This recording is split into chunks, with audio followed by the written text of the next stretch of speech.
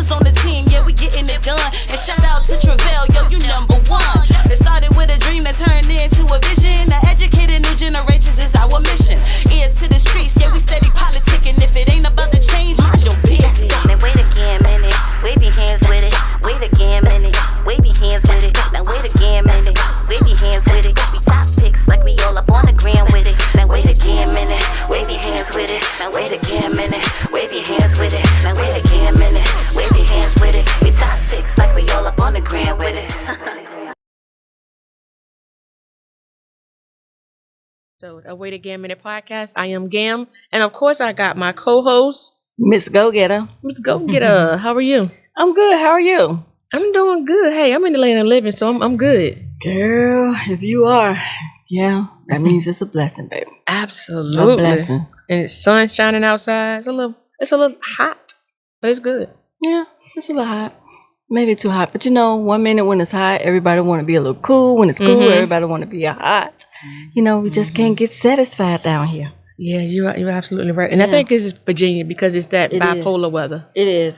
Very much so. Like a lot of people, that bipolarism going on. Yes. Yeah. But Miss Go-Getter, we got two special. We not only have one, but we have two special guests today. Mm-hmm. And I can count the times when we've had two people at one time.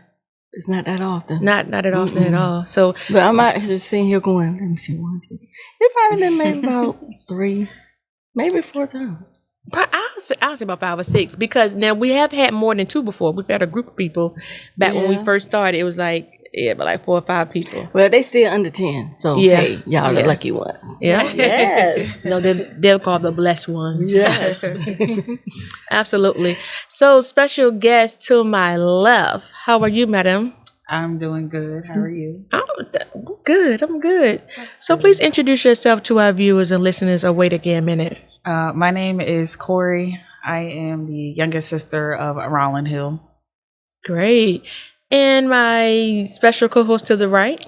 Hi. What's your name? Where you from? I'm Shane. I'm from Virginia Beach, born and raised. I'm also the younger sister of Rolin Hill as well. Great. So what part of the beach are you guys from?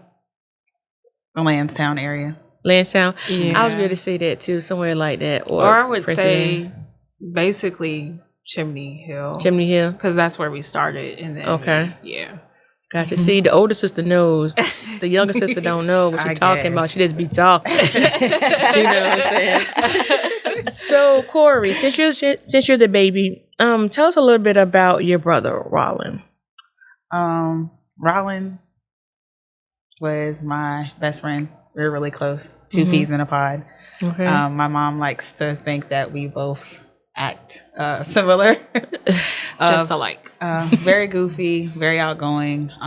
He was very empathetic, always there for me. I can literally talk to him about anything. He would like to always say, "Oh, you think you're my mom?" I'm like, "No, I don't think I'm your mom, but you need some guidance sometimes." So right. That's where he would think, "Oh, you think you're my mom?" And I'm like, "No," but that was my road dog. That was my best friend. Very, very close. Yeah. So tell us a little bit about your brother. Like, bring us up to speed for those who don't know what happened to your brother. So my brother was arrested June 4th, 2024, while having a mental health crisis. And they unfortunately thought it was best that he go ahead and get transported to the jail. When he got to the jail, things continued to keep escalating, unfortunately. And then unfortunately on June 10th, my brother lost his life. Okay, so he was arrested. What date he was arrested again? June 4th, 2024. So 6 days later, he was gone. So when you say a mental health crisis, like what actually, or do you guys know what actually happened? And had he had any issues with that before? Rolin had always struggled with mental health issues and always tried to put his best foot forward every day of his life. Like she just said, Rolin is always empathetic, always trying to look at the bright side of things, always would give his shirt off his back to whoever needed it or whenever. He was always a people person, and he just had some extra, struggles that he was personally going through, but tried to always just keep moving forward and not always let that show. Right. Okay, so he was at from when I looked at it, he was at the 7-Eleven, right? Yes. And the police was called because of a disturbance. Okay. So he was there. They called and said that, you know, there's a gentleman here acting erratically. And then that's when the police arrived. Tried to get him to call someone to come get him. I guess he couldn't get in contact with anyone, like my father or any of us. And that's when they were, you know, trying to calm him down. And they thought it was best for him to go to the jail. And then him being transported to the jail, that's where you see he is in a body restraint wrap. He gets to the jail, denied a bond in front of the magistrate. He's taken upstairs, and then that's when Tonight's episode has been sponsored by Crocker Funeral Home Incorporated, where care meets legacy when it matters the most. They show up with dignity, respect, and 24-hour support. Hampton Roads. If you're looking for a name you can trust, this is it. Crocker Funeral Home Incorporated. A new tradition of quality. Tap in, share, and tell them Wait a Gam and Mz sent you. everything transpired that you see on the short body cam footage that's out there right now. Right. So now when they said that, okay, do you know the reason why he was denied bond from being transported from 7-Eleven to the jail? Like, why would the magistrate, why did they say he, you know, what charge did they give him to make the magistrate say, hey, we're going to, you know, keep you here and let the judge decide if you're going to go home or not? They were misdemeanor charges. Okay. That were eventually dropped. What they were disturbing the peace, disorderly conduct, and disorderly conduct, and resisting arrest. Yeah. Wow. Okay. So how did you guys find out what actually happened to him? Like, as far as him being transported to the jail and being held without bond, like, did somebody call you guys, or how did that go down? We didn't find out until June 5th. So, you know, June 4th was any other regular day. We didn't even know he had been arrested. We didn't get a phone call from him from the jail, because, you know, you usually get one phone call. We never got a phone call. And that's because whatever transpired. They transferred him to Tara Princess Inn. So we didn't find out until June 5th. Okay, so what happened in the jail caused him to go to the hospital on the same day? Is that what you're saying? You said Centera Princess Anne. That's Correct. Hospital, right? So he was in the hospital from the 4th, 5th till he passed on the 10th. Correct. That night, June 4th, that's where they... So they must have like transferred him upstairs and then just sat there and beat him up or something like that, allegedly? Yeah, so what you see on the body cam footage... That's what they was doing to him. That's what they were doing that night, and he ended up going to the hospital. He ended up going to the hospital. So that's probably why they dropped the charges, because you're gonna beat him up, then charge him with something, then go to the hospital. Because when did they drop the charges? Was it the next day? Was it the next day? Maybe. I think so. I think yeah. I can't really remember. I just know that the charges were eventually dropped. And so y'all found out about him on the 5th. Yeah. Which was crazy, because my sister and I, that whole entire day we were at work, we felt off. Like, I couldn't even finish my lunch today. I was like, something is not right. What is going on? And then next thing I know, my mom's calling me, and I'm rushing out of my job to get to my brother to be there. I was like, I gotta go. I gotta get there. I gotta be here. And okay. Yeah. So who called your mom in the hospital? I can't remember who exactly. Do you remember who exactly had called mom? I do not. Yeah. Yeah, because I would think that if this happened at the jail, that somebody from the jail should have called. Maybe you worked in corrections, Gam. Would they call? Yes, just she was a correctional. But I'm saying, you know, they would call and then like say we transporting him. Something happened, so we have to transport him. You know what I'm saying? Well, normally like, he had a whole bunch of transfers. Normally, how that goes is because of security. They wouldn't just automatically call the next of kin. Now, once you get to the facility and something is going on, then of course the hospital say, hey, you know, we need to contact, you know, next of kin because it's not looking or how it's looking. But no, they're just not randomly calling you, telling you, hey, come over here and pick up or come see your nephew or your cousin. That's just not how it goes, because they're still in care and custody of the jail, you know. So That's wild though. So okay, so somebody called your mom and told her, and then you guys went there, and they allowed you guys to go and see him. So because I was working from home at the time, so I was the first person to get there because he lived right up the street. Okay. So I get there, I'm at the front desk, and that's when I said, I'm here for Rolin Hill. My mother called me and told me that he's here, and she was like, ICU in his room number. I was like, ICU? What do you mean ICU? So I'm running, I get to the elevator, I go upstairs, and take your time. That's when I see my brother in the hospital bed on life support. And I see the two sheriffs in there that were on duty, and they wouldn't let me go in.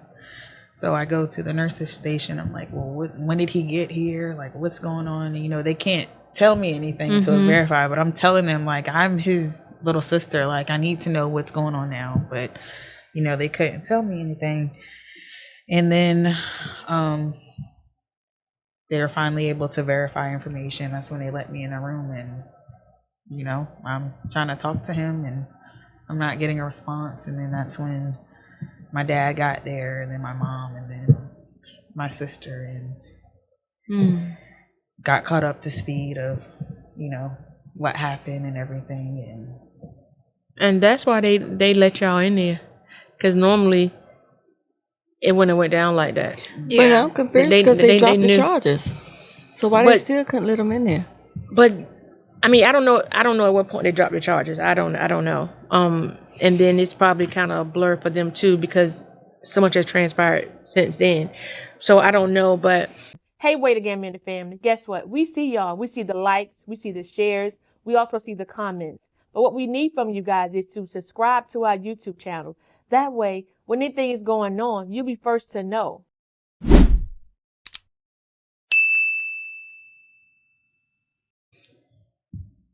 Just listening to it, it sounds like a Lifetime movie.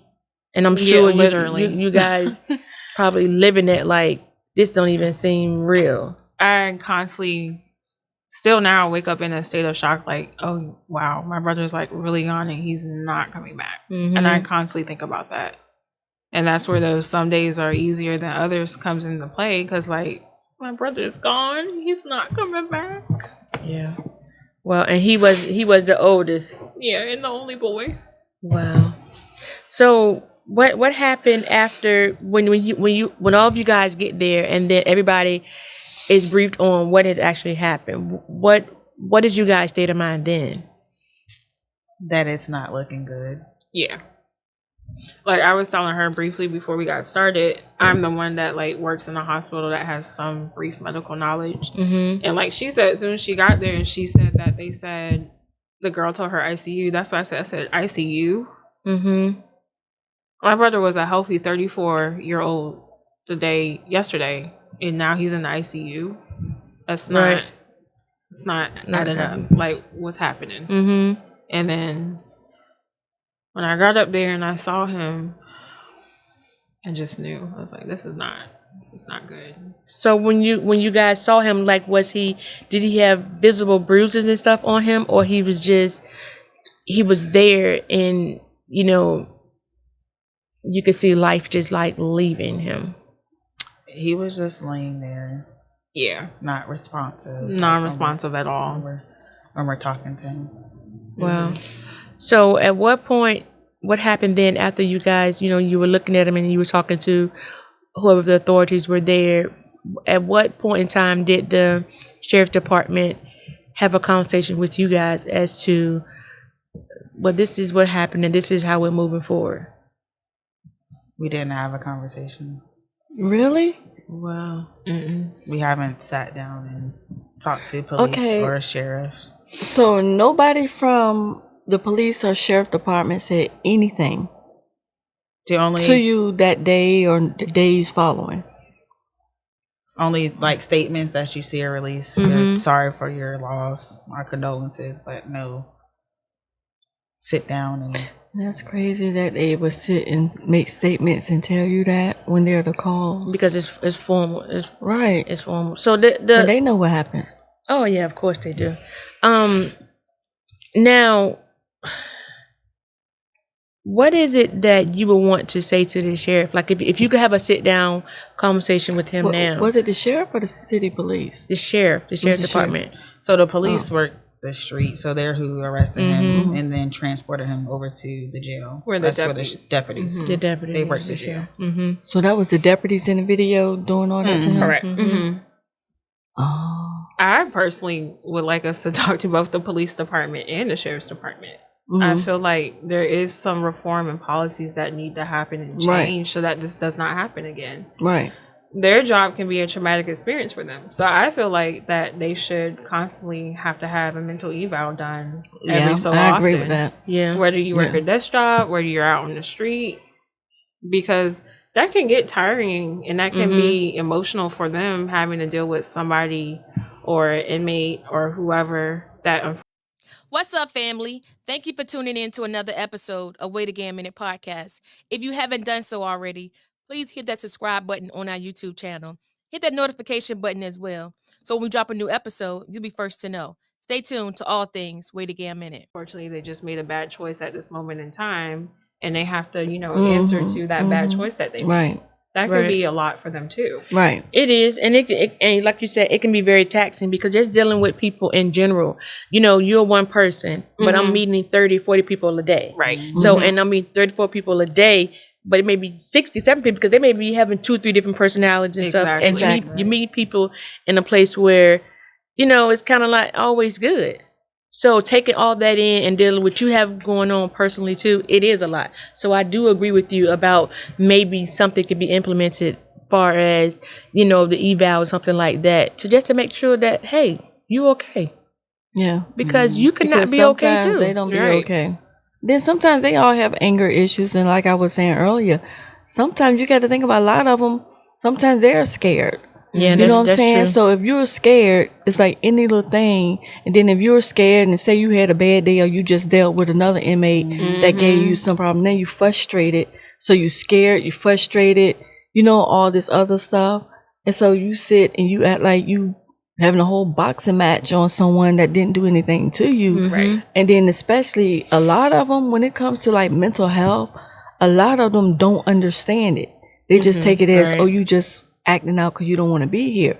They're not taking the time out to stop and think, like, maybe they're actually having a mental issue going on. Let me actually find out and see what's really going on. But instead, they just automatically put you in all these restraints and doing all of this stuff. Like in that video, you putting your knee and your whole body weight on somebody's neck, on the back of their neck when they're face down. I don't understand that type of restraint or how you think that the worst wouldn't happen.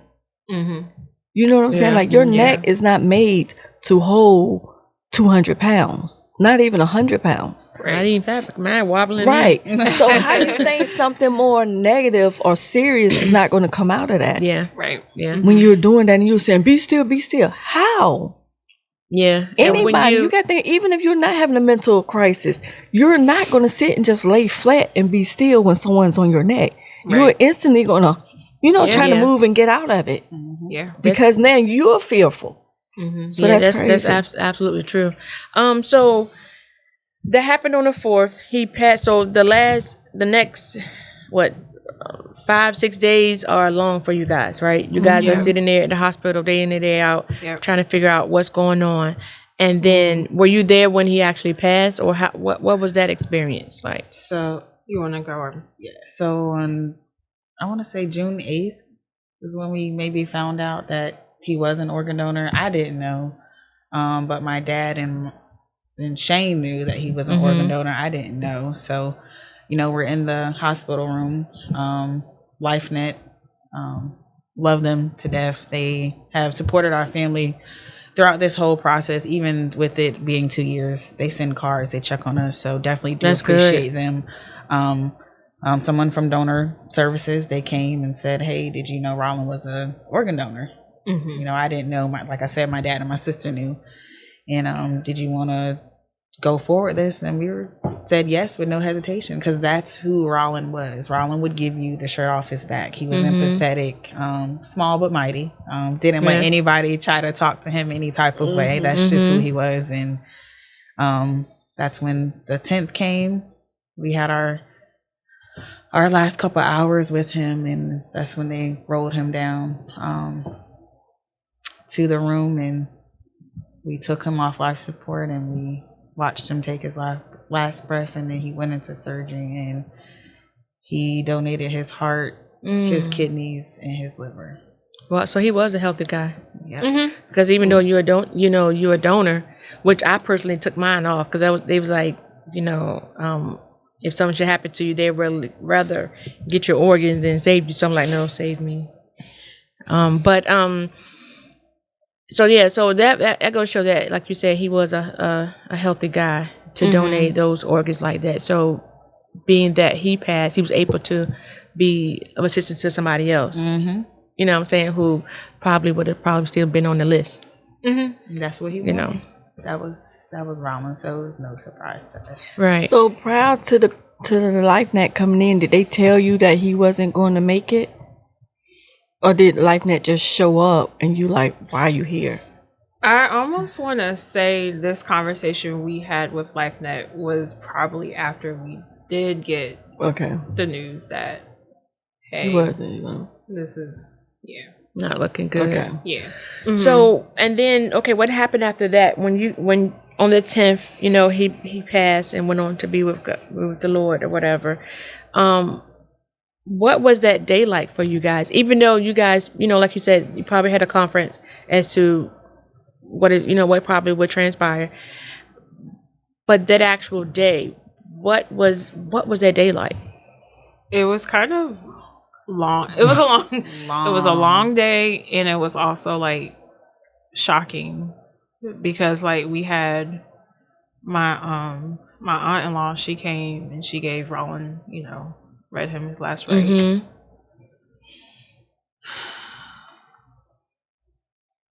Yeah. Wow.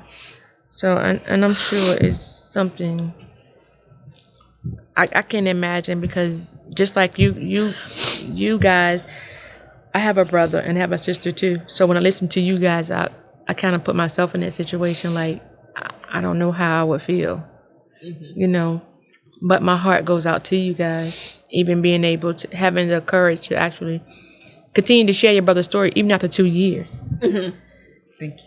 Yeah. Also, what a lot of people don't know, that is the Hill way. That is us. We not backing down. We're not stopping. We're going to keep talking. You're going to try to make me stop talking, but nah, I'm going to keep talking. Yeah, that's right. You might get tired of me talking or us talking, but nah, we're not letting up, and we won't let up even after everything is all said and done. The goal and the main priority is to keep pushing forward so that this does not happen again to somebody else. Right, right. To get justice, have some laws passed possibly in his name to regulate this mental health, because it seems to be a disconnect with law enforcement and people that have challenges with mental health, and they're not trained, and there needs to be more training. You should be able to, you get to a scene and notify, okay, this person is acting this way, maybe they are in crisis, and take the proper steps that they need to take. And get them the proper help. It shouldn't immediately result to situations that had happened with my brother. It shouldn't, Right. And that's the thing, like, even though like a lot of departments, they do have certain people that are trained, but it's few and far between. If you have 50 officers, you may have 1 or 2 people who are trained in crisis intervention. But when you have only 2 people trained in crisis intervention, you got a big world out here. So that means that it's really none. So you need to, get more people involved in that. And it should be special people who are really far as crisis intervention. You shouldn't be just a regular officer. It can't be a regular officer. I don't care how much training you get. You're just not that empathetic when it comes to that. And that's true. I agree with that too. But on the flip side of that, on the flip side of that, if you saying only like certain officers, right, and like you said, some places do have it, but they're far in between. That means it's too many that's far than in between. Right. You see what I'm saying? Mm-hmm. So if you're coming out, and if that officer that is trained is not the one that comes out, because it starts from when they first come out and they approach the person.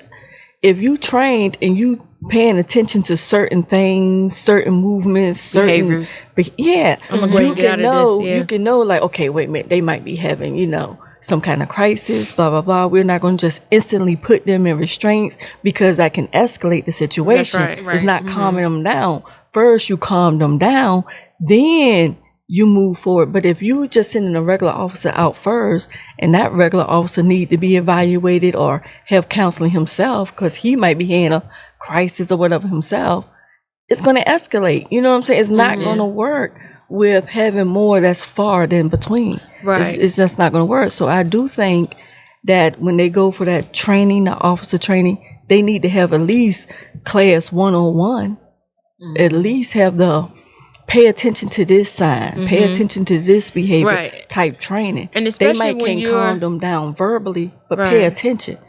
And especially when you're first on the scene anyway. Right. You're there to assess. You assess the scene. They're not going to automatically send somebody out who's part crisis intervention from a phone call. Right. But once I give them the scene and I see, hey, oh no, this is above me. Let's just step back. Exactly. Let's just, because we're there to de-escalate. We're not there to escalate anything. So let's just step back. And that's what you're on the phone. Hey, we got a 101, 102, whatever it may be. What it's not going to be is me. Right. Exactly. You know what I'm saying? Because it's too much going on. You know what I'm saying? And then, I look at everything liability anyway. Yeah. So I'm like, nah, I can't. So I'm getting on the phone and get that supervisor and they're going to tell me X, Y, and Z. Right, exactly. So, that's how it should be. But you have a lot of them that show up on the scene, they so cocky themselves. Yeah, that's true. That they want to handle it and don't follow protocol by making a phone call. They want to go ahead on and be macho, like, oh no, you ain't gonna call me that. Right. You know what I'm saying? Instead of saying, oh no, he can call me whatever, he ain't a crisis. Yeah, absolutely. Let me step back. They're not gonna do that. So how did it? So what happened? So you did the sheriff's department or the police department or anybody from public safety reach out to you guys like when you had the services? I mean, just basically nothing. No. Cause they were guilty, girl. Tell it what it is. Nothing. Wow. So how does that make you guys feel, Corey?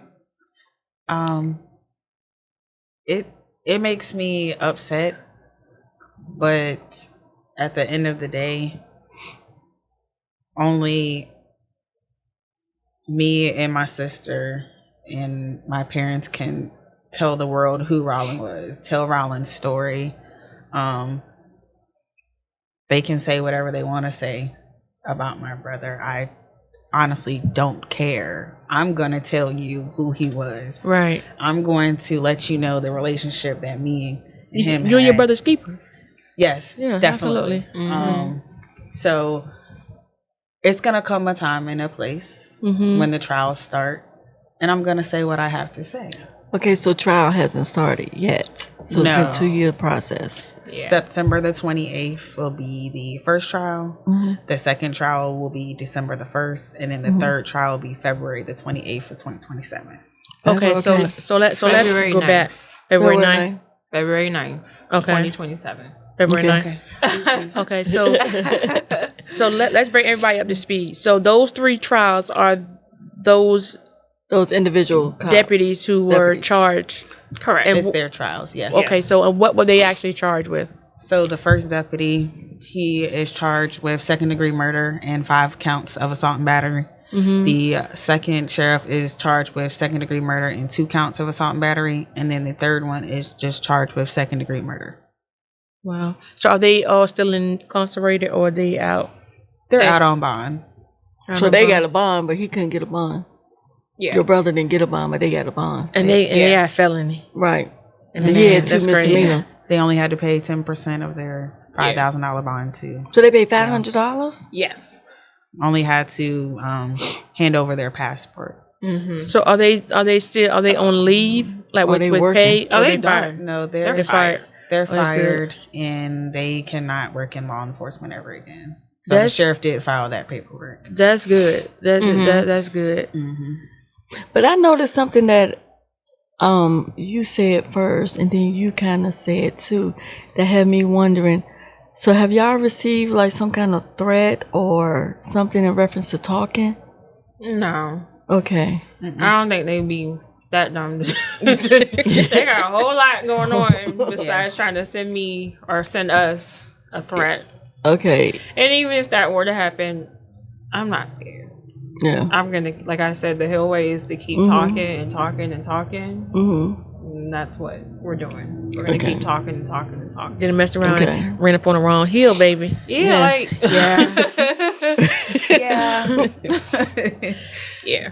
That's actually cool though. So now, being that you guys are sitting through this trial, like, are you guys prepared for the trial? Like, I know you guys want justice for your brother and ultimately justice for you guys as well, but are you prepared for what you're about to hear, about to see? Like, what are your thoughts on that? I've been slowly mentally preparing. Like, I'm on some type of medicine now, and I've been seeing a therapist since all this transpired. So that's really been helping me as well. And we've been having talks about, like, you know, what trial will look like, what trial can look like, you know, and how to deal with your emotions and stuff like that. Right. So has anyone of the guys try to reach out to you guys or send a message saying, you know, hey, I'm sorry, or, you know, this, that, and the third? No. And quite frankly, when we go in court, I don't want to hear anything that you have to say. I don't want an apology. I don't want to owe sympathy, because my brother's not coming back. Right. He took his life. And what's also sad about this whole situation is a person, they get pregnant, they get told a due date or whatever. That's an alleged due date. You have your baby when your baby wants to come. No parent should have to pick their child's, unfortunately, death date. And that's literally what happened with my parents. And my parents are two of the strongest parents I've ever known and probably ever will know, because they literally held my brother's hand from the moment he took his first breath to the moment he took his last breath. And they were there by his side to the very end. Right. So, and that's a grateful moment right there. You know what I'm saying? But at the same time, it's heavy, because like you said, you know, they were there when he came out. Of course, your mom was there. She had to be there. You know what I'm saying? Probably fussing my dad out. Right. It won't know what it is. But for them to be there and for God to allow them to be there on both times is mind blowing too. Yeah. You know. And then, okay, so how did you guys get to trial though? Being that nobody told you anything. Like, how did you guys get to trial? Like, how do we go from, you know, not knowing anything to now these people are charged? So the Commonwealth's attorney, you know, they got all of the body cam footage. He brought in a grand jury, and the grand jury. You read special grand jury? Yeah, a special grand jury, and that's how the charges was brought upon. You know, we had a meeting. You know, they called us, and we got on a conference call, and that's when they told us these are the three officers that are going to be charged, and this is what they're going to be charged with. We were supposed to actually be done with trial. It was supposed to start in the fall of last year. That continued. Tried to actually push it to, I want to say it was June of this year. Still, the defense said they weren't ready, and then that's when we got to September. So what we're hoping for is there's no more continuances. It's been enough time. You've had enough time, and we're hoping to be dead set starting on September the 28th for the first trial. Right. Okay. So therefore, basically, someone from the family must have did a complaint or a question about something, because I know the prosecutors didn't just take it upon themselves and said, we're going to charge these guys. That's why they brought in the special grand jury. Yeah. They showed, they were able to look at the footage. Okay. From start to finish. Okay. And yeah. So go ahead. So he went to the hospital. So I guess what I'm trying to figure out, when he went to the hospital and you guys was asking questions, how did it even get to the prosecutor's desk? Yeah. The sheriff. So the sheriff So the sheriff kind of like acknowledged it happened. He's the one that called the Virginia State Police for the investigation. Gotcha. And then that's where it went from so there. that's what. So he knew something happened on his watch because he's the head, and he wanted to get it off of him. Right. Well, that's what I was going to chime in and say. I think he also did that to cover his track and his basis. Yeah. To make sure he's doing all the proper steps. Yeah. Right. Yeah, it was the kind of thing where it was being that the cameras were there and they're there to protect everybody. Both parties. Right. Everybody. Yep. Right. But when he saw what he saw, he's like, he had no choice but to call state police because they're the ones going to do the internal investigation, internal affairs. So he's calling them because he's like, hey, oh no, you know what? I know allegedly we red-handed on this one. So let me go ahead on and do what needs to be done. So then that's when they brought in the special grand jury, and the grand jury say, okay, hey, there's enough evidence here to bring charges against them. So how did you guys feel then? So my birthday is January 3rd. So that we had on my birthday, we found out the charges? Yeah. On my birthday, we found out that they were getting charged with that. And then that following Monday, we had that bond hearing. So. And you guys went to the bond hearing? Yeah. Yeah. We went there and it was just chaos. My sister, my mom, my dad, they had. The whole thing was their packed. Whole family. There was no more room. It was so packed that their family was sitting by us. Had support, And so that's what just the four of you. Yeah, and that's what I'm thinking trial is gonna be like. So again. So where's the rest of your family? Are y'all gonna have the rest of your small family or no? Oh wow. Well, look, people will show you who they are. Yeah, you gotta believe. And when they show you who they are, you acknowledge. You best believe it. And you just move forward.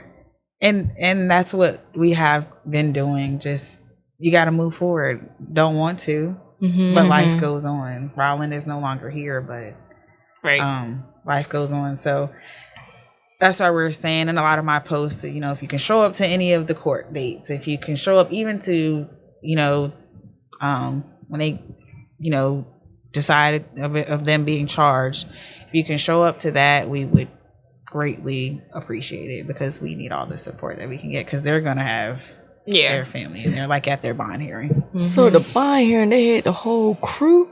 It was so packed in there. Their families were sitting next to us. It was so packed in there. And I almost want to say I wouldn't be surprised if at some point they said we can't let nobody more people in here. And then imagine all of us walking in between a sea of people to get in there. And they're looking at us as we're walking in there for the bond hearing from our brother that your family member participated. Right. Yeah. And they did the bond hearing for all three at one time. So yeah. Well, luckily they're not going to have their court cases all at one time. No, you don't want something like that. Yeah. You want to have separate your day in court. Yeah, but they had a bond hearing and y'all walking in. Ooh. That could have got messy out there. And it normally is stuff like that. Yeah, it can get real ugly because at the end of the day, that's their family. Yes, their family did something wrong, but that's still their family, right? So you know, and then when they're going to before the judge like that, especially for bond hearings, they need to show that support that they're tied to the community. Exactly. That's the way of them getting out. Exactly. They get out with $500. That's crazy, though. That is wild. Well, so they got out with that low of a bond because they had never been in trouble before. Of course, yeah. Yeah, but that was still low. But if I was charges, but the charges that was low. Right, the charges was definitely not low at all because that's second degree. So that means that it wasn't an intent. You didn't go in there with an intent to actually do it, but in the process of what you've done, this is what happened. And you are there to provide care, custody, and control. I'm not letting you out. No, okay. We're gonna ship officer. you. Shut up. We're gonna ship you to another facility. No, we're not gonna house you here because you used to work here, and that's a security thing. You know what I'm saying? But we're gonna ship you somewhere else. Chesapeake, Suffolk, whatever. You know what I'm saying? Baptiste went to Norfolk, and then I think the other two went to Chesapeake, if I'm not mistaken. And stayed a couple of days, and then they got out. Yeah. Now, so although I don't agree with them getting out, I'm kind of glad that they did get out because I feel like if they had to sit in there, stuff would have been rushed, and then we possibly would have been looking at, oh, this is a mistrial. I don't feel like I got a fair trial. This is right. This isn't right. This is okay. You know, you see what I'm saying? Okay, gotcha. So that's kind of that light That's like, a good way to look giving at them it. grace. Yeah, because like. How about your baby sis? Baby sis looking down like I ain't trying to hurt. But Like, I'm not throw away giving the nobody key. grace. But like I keep, but also like I keep saying, like I just don't want to give nobody no leeway to try to be like, oh, this wasn't done right. Right. I don't know. Right. We not, And that's understandable. Yeah, we're not doing that. Right. Yeah. So now you guys are seeking. They're being charged criminally. What about financially? Like, is there civil a suit. civil suit or something in place? Yeah, so Ben Crump is our civil attorney along Tell him with holler at me. What? Oh, y'all big dog. Okay. along with our other attorneys, Price and Benowitz. They're based out of Washington, D.C., so they're both on the civil part of the case. Not sure if you guys saw, but they did go ahead and file the civil suit because the 2-year mark was June 4th for when the incident happened in the state of Virginia. The statute of limitations is 2 years to That's crazy. Well, file I'm a glad y'all lawsuit. did because if y'all would have waited till after the trial, then y'all would have been out back. And so that's what they're waiting for. So the civil part is currently on pause until But at least it was criminal, filed. right? Until the criminal proceedings are done. Right. So even if they get found guilty of a lesser charge, the criminal, the civil is gonna be totally different. Yeah. I mean, you got found guilty or not, you still gonna have to pay over here. You still gonna have to pay. But go back to what you said. You said that a lot of people didn't know about your brother's case. In order for Ben Crump to take that case, it had to have been out there. He's not, or some favor or something, because he's just not. Yes, he's a civil rights attorney, but he's just not going to pick up any case. You got people all day long who are asking and begging for him to pick up a case, and it's like, no. I mean, i.e., just like the young boy Carmelo. It's the same thing. So it has to be. It was out there. Some favor, something. Well, and it was all in alignment. favor. Put it that way. Well, so what people also don't know, my sister did a lot of legwork. That's good. That's good. Yeah. I'm gonna give her Rolin Gilbert credit. Hill, I do not play about that one. Yeah. Shane Marie Hill, I did not play about Not the that full one. government. My parents, family that we do conversate with, my friends. I don't play. Like I'm a genuine person. I want that in return. And when you're out with me, I'm gonna make sure you get respect. I'm not gonna let anybody, that's should always be kind. And that's the motto you were raised on. Just do right by others. Yeah. Treat somebody how you would want to be treated. And that's how I always walk. Sometimes I ain't been in the best situations doing that. Sometimes people didn't deserve that. But at the end of the day, I know that I was nothing but kind and respectful to you. So, I have nothing to worry about because I treated you with respect. Even though you didn't reciprocate it to me, I'm okay with myself knowing you did the right thing. I did the right thing by you. Right. Yeah. And so being that, being how you guys were raised, they didn't do right by your brother. So what is it that you want people to take away from you guys' experience? I want to say mental health matters. You matter. You're not your situation, or you're not your mental health. That's not who you are as a person. And people are going to be judgmental. There's help out there. You need the help. Like I said, there's people out there to help you. There's some things that me and my sister want to try to work on. It's just a lot trying to deal with the trial coming up, but there are some things that we talked about that maybe trying to bring to the area to help other people that have mental health challenges. Yeah. Is that his ring you have on? No. Oh, okay. I see you keep playing with him. Like, is that his ring? Because at the end of the day, unfortunately, there's just not enough help out here for people with mental health. You can literally go down the street and see somebody in an active crisis. You can go to the mall, see somebody in an active crisis. It's not enough help, and it's sad, and it's unfortunate. And we need to get more help out there. Absolutely. So, but what about those who we know we can look at them and see that that they need help, but they don't want it? Because a lot of people out here are like that. They don't want the help for whatever reason. Like, what do we do? How do we react to those people? that's where it's like kind of like a double-edged sword, kind of, you know, because like you need help, but then you don't want the help. But I think if somebody can be with a person that needs help but doesn't want the help, but they can be patient enough with them and keep trying and working with them, I think they would eventually be able to get, you know, to an end point. Yeah, I agree with that. So how is your mom and your dad these days, being that, you know, like you guys are saying that, you know, it's been 2 years and they keep pushing the trial back and, you know, back. Like, are you guys worried about them, or are they talking about, you know, are they expressing to you guys how they feel? I'm always gonna be worried about my parents. I don't know. I mean, they haven't really been expressing no more, no less than how everything was in the very beginning. I kind of see my mom. I don't think she's as upset as she was. She's still very upset, but I don't think she's as upset as she was like in the very beginning. And she'll have her moments too, because like literally, you know, she said, you know, how do you go from your son literally calling and texting you all day long? What you doing, mom? What's for dinner, mom? Can I get some chicken? Can you do this? Can we do that? To it's silence. It's nothing. And then abruptly. Yeah. Just like out of nowhere, like it wasn't like, you know, a person who, God forbid, was sick or something. And you're like, okay, you seen their health decline, to like just here and then just gone. Yep.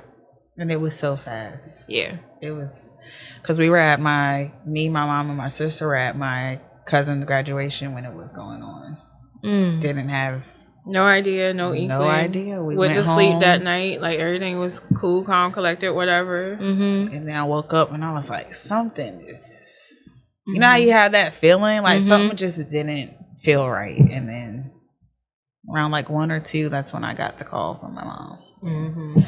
I rushed to the hospital. Wow. So what has life been like for the last 2 years for you? It's hard. Most of the time I don't want to get up. Most of the time I don't want to go to work. Most of the time I just feel like I'm here and there's nobody else around me. I'm just in my own little bubble. I have a great support system. My friends are amazing. My sister, even though we're sharing the same experience, we've gotten even more closer. My parents, even more closer with my parents. But it's just, it's hard. It's hard to keep going on in life, losing a sibling, especially one that you're like really close with. Like, we played sports, so he played baseball, I played softball, so we would go out in the yard and catch. Like, it's like, dang, I wish we could play catch one more time. I wish we could. That year when it happened, we were supposed to go on a family vacation. We had to cancel it because, you know, everything transpired. So, it's hard, and people don't understand, like, they got to spend another holiday, another birthday, another, you know, celebrating this or celebrating that with their family, and Rolin doesn't get that chance. He was robbed of, if he did want to have children, he has no legacy to leave behind because they stripped him of that. All right. So for you, if you could say something to him today, what would that be? I love you, and I hope you're proud of me, because I finally took that leap of faith and I went back to school, even though I had swore up and down I wasn't going back to school. And I miss you, because I remember telling him, I was like, you gotta wake up. I can't become the oldest. You gotta wake up. Yeah. Wow.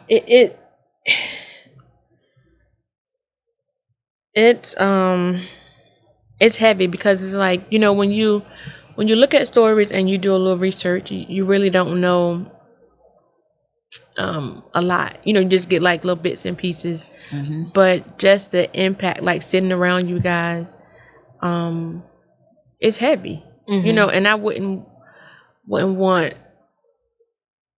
any of my enemies, which I don't even have any, to be sitting, you know, where you guys are. And then I think also support is very important. It's very important, and people can say it all day long, but they show it in their actions. So, like, far as family, like, how I know that's what it is for me. Like, for you guys, and you going through this ordeal, how important is it to have that family support? The genuine family support. It's very important. This is just I don't know, her experience may be different, my parents may be different, but I don't feel like it's genuine. I think it's, you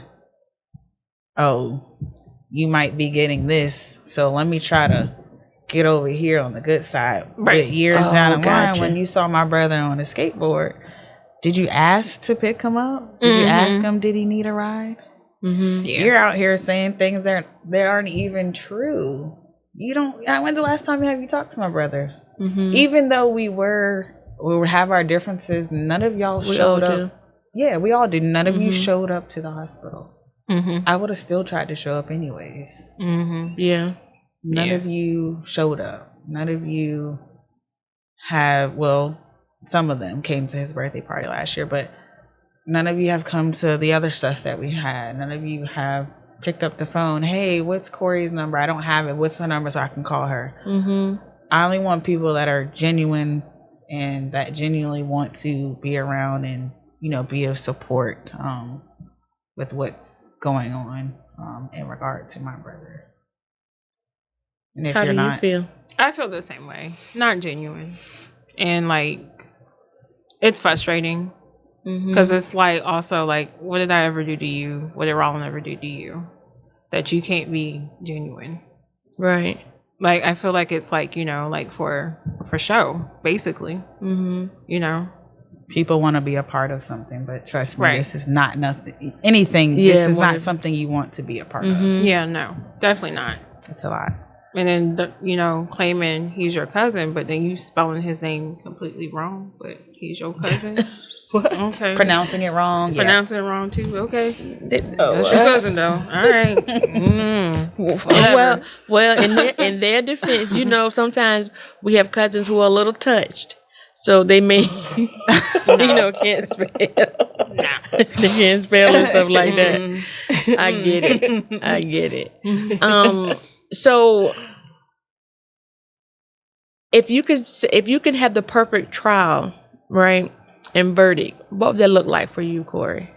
We already know what hers gonna look like. Yeah. Give me a death penalty. You can't even get that. I would say the maximum time possible. I'm hoping for that and for justice to be served and for them to know the truth and the facts about what actually transpired and went down, because you have a lot of trolls in the comments. So this is what happened. No, this is what happened.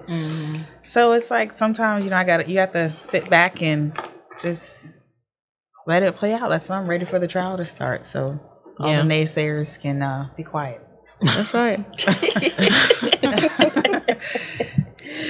So, what about for you? Yes, I'm about to ask you. So for me, that's the same thing, but I also feel like at the end of the day, whether a verdict goes one way or the other way, people are still losing. Rolin is not coming back. Like, my brother is gone. He's not coming back. So yeah, we got that justice, but a whole human being is gone. But yeah, I would like them to be held to the highest accountability, to the highest extent possible, so that they can know and understand what you did was wrong, and you shouldn't have never did that. Yeah, because the funny thing is, a lot of times situations like that, it isn't the first time. It is what normally happens in corrections. Somebody get out of pocket, but it was a thing of, it's been going on so long that you're used to doing it, you're used to getting away with it, and now it escalated. Because nobody stopped and said, hey, we can't do that. This is not the old days. We can't be beating up on people. If they don't do what we tell them to do, okay, they got to sit in there X amount of time, and that's just what it is. Because it allowed them time to cool off as well as you. So just one of the things of, it's been going on. So now you're caught red-handed. So you have to pay for it. Yeah. So I have enjoyed our conversation. I really have. I've learned a lot. And I said, like, my heart and prayers go out to you guys. Thank you. And I pray that you're welcome, that people will learn that not only for us, like being in media, listening to you guys' story, and you're saying, you know, what you want to happen far as punishment. But I think for us, it's not just the actual sentence, but they learn what they're done was actually wrong, like, and them being rehabilitated, because it's gonna be a rock and roll for them too. If they get found guilty and go up in their jail, in the prison, that's another battle. Yeah. So it's a thing of, you know, when you do something, it's consequences to everything that we do. Yep. You know, and unfortunately, we don't have control over that. Right. You know, so we come to a part of this show where Miss Gogetta.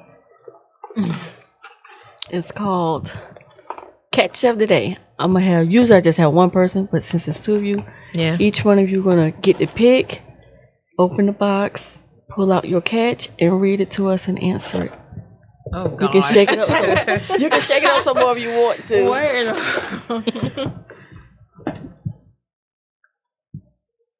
Okay.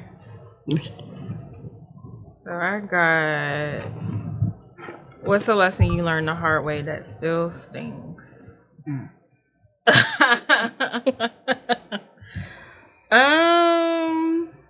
Not following the signs of what a person is showing me when they first show it. I'd be like, oh, okay, let's do another chance. So she give a lot of chances. She give a lot of chances. She shouldn't kept giving them chances, and I had to learn the hard way. But hey, it happens. It's part of life. Yeah. Yeah. Yeah, it is. So no red flags go up. Yeah. Then you know. Saxophones are getting louder. Yeah. Oh Lord. Study long, study wrong.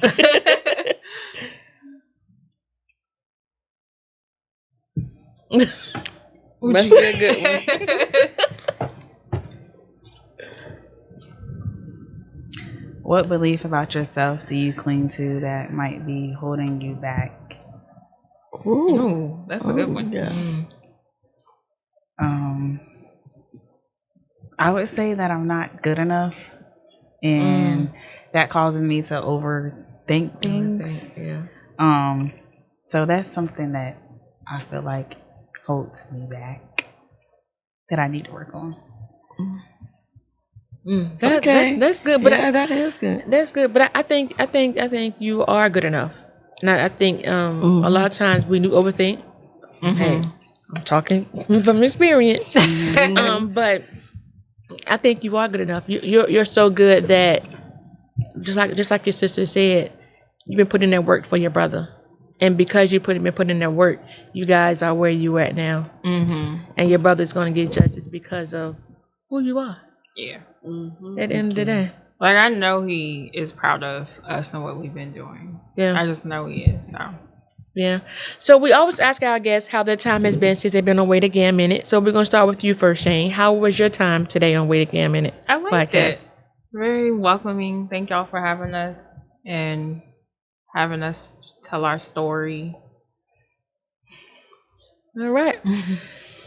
I loved it. I'm glad I was able to come up here and express how I feel, and, you know, tell and talk about my brother and who he was as a person. So again, I thank the both of you for having your platform to allow us to come up here and, you know, speak. Yeah, most definitely. You're welcome. So is there anything that you guys would like to express before you leave that you guys didn't get to talk about that you want to express or put out there? I just want to reiterate that mental health does matter. My mental health matters. Your mental health matters. Everybody's mental health matters. Don't ever let somebody say that your mental health does not matter, because it does. Absolutely. What about you, madam? Only thing I have to say is justice for Rolin Hill. If you can come and show up to trial, we would greatly appreciate it. What are the dates again? We have September the 28th, December the 1st, and February 9th. February 8th, 2027. Excuse me. Eric Baptiste will be going first. The next will be Michael Kidd, and then the last person will be Kevin Wilson Jr. Okay. All right. So with that being said, stay tuned to All Things Way to Gam Minute. Good night.